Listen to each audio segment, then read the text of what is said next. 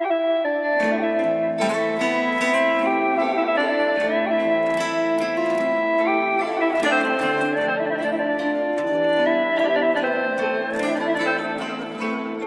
នទៅឆ្ងា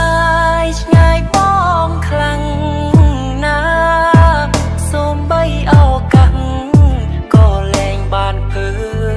ញមុខអូនទៅបាត់ហើយ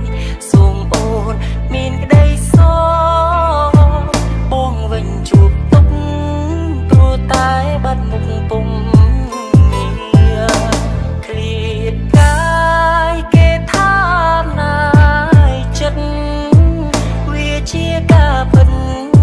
រឿងយើងណាពុំ